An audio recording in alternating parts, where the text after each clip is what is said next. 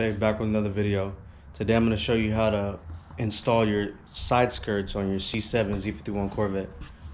So first thing you want to do is get the car up in the air and then go ahead and start installing these. And today I'm actually going to be trying out these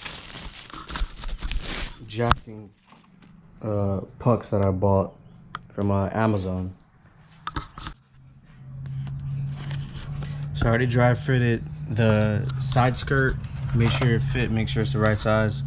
Now I'm gonna go ahead and just get a drill bit, drill a pilot hole, and then go ahead and follow up with the screw, and then that'll be it. I just do that for every hole on the side of the side skirt.